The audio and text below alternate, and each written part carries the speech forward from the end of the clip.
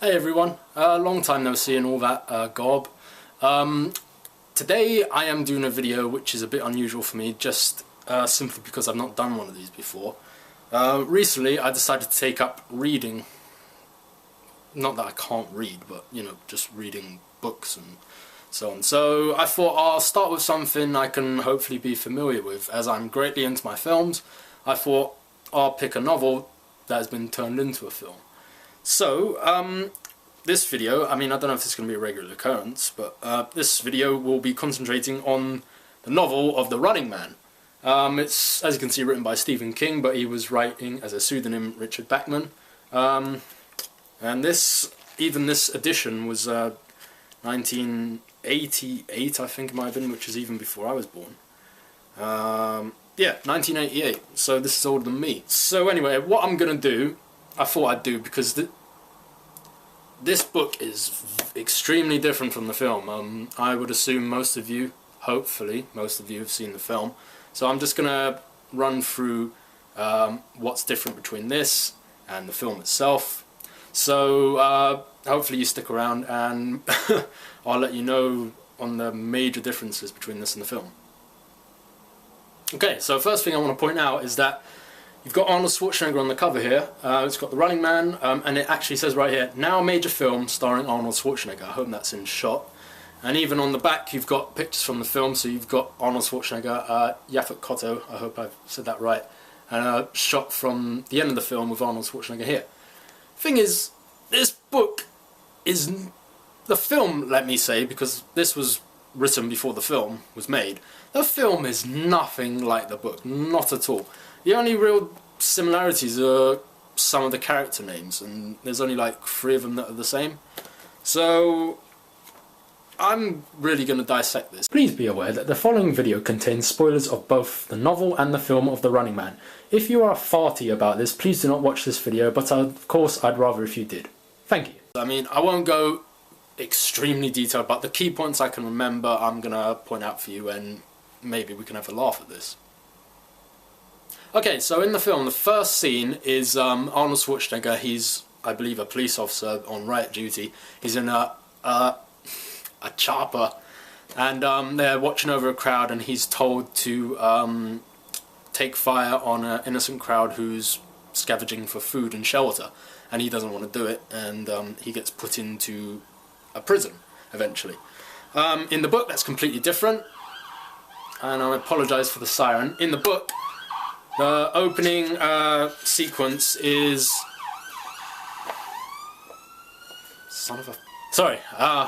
in the book, the opening sequence is Ben Richards talking to a lady who we realise is his wife.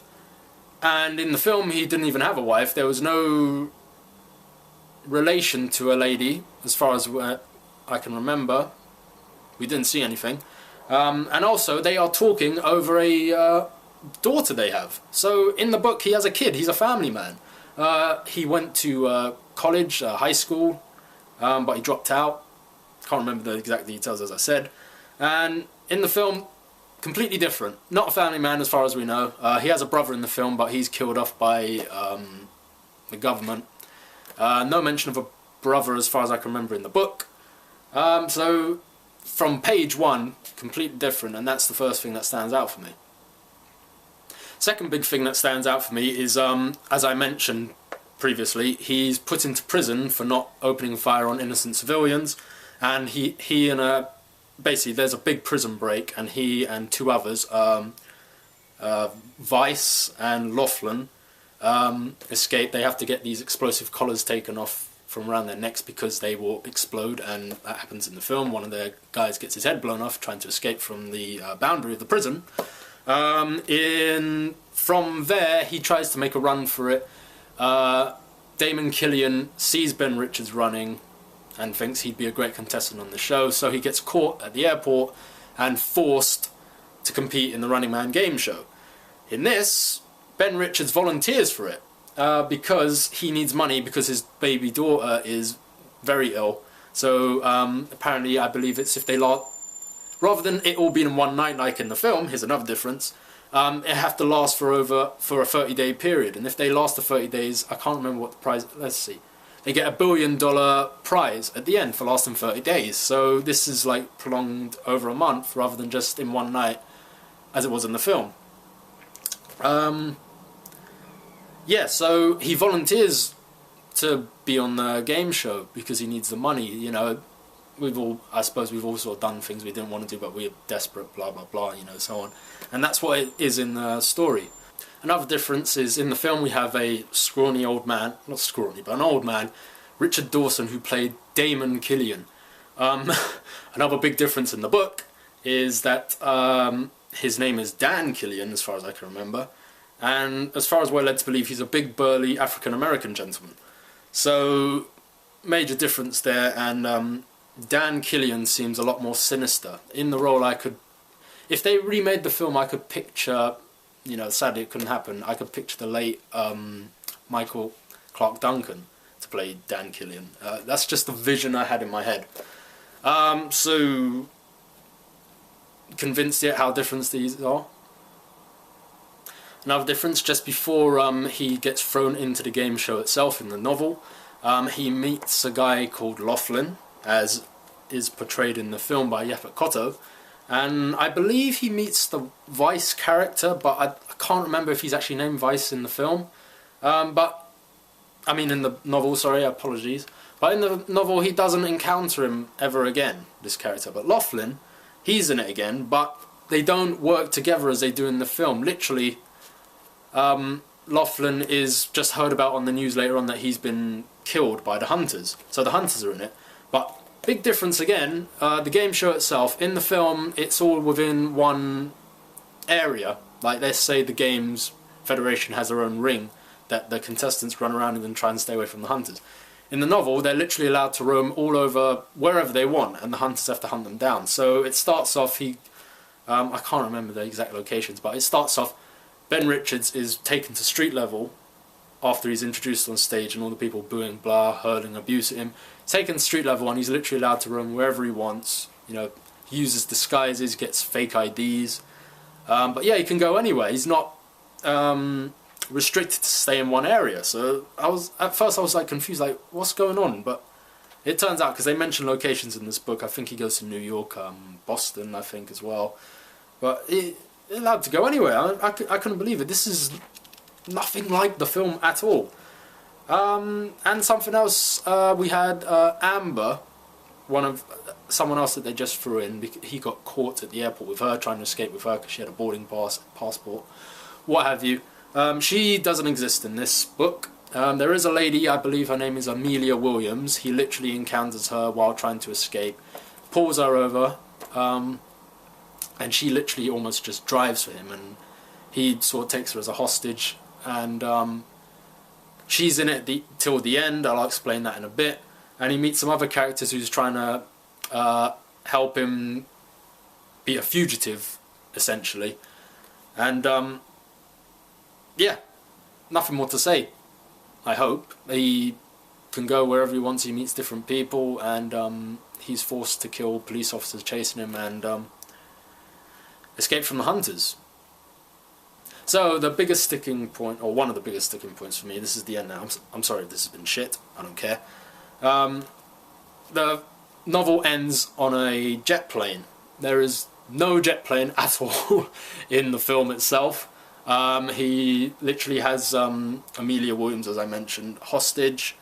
They interrogate her, and he pretends he has a bomb underneath his jacket, so he manages to force a plane out of them so he can try and fly away. And there's a big shootout on the plane, and it's very, very violent from what I could read, because he has a big shootout, kills people, kills the head hunter, and he gets shot. Ben Richards gets shot in the stomach, and it describes his intestines hanging out, getting caught up on people as he's crawling along the floor and pulling his guts out, and he's trying to hold it in.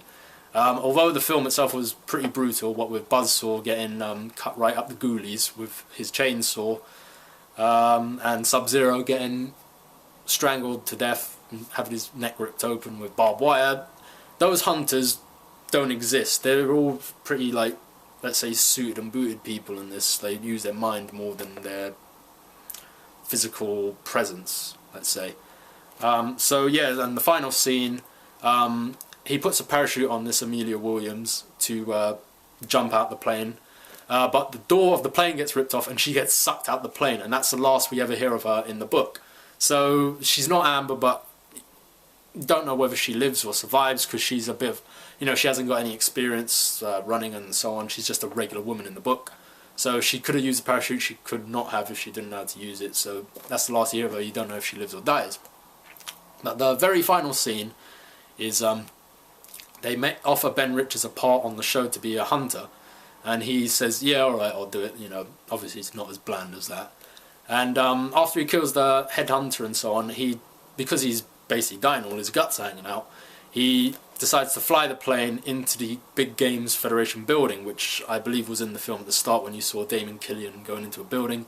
He gets a floor cleaner fired just because he almost trips up on his bucket and mop.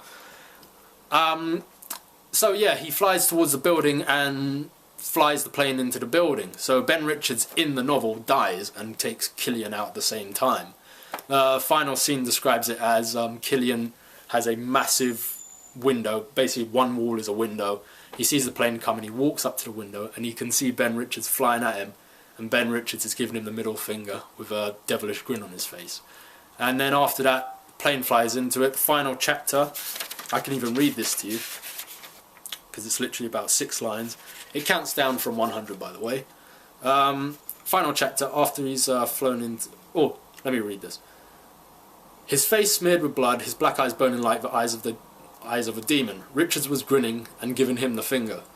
Jesus, was all Killian had time to get out.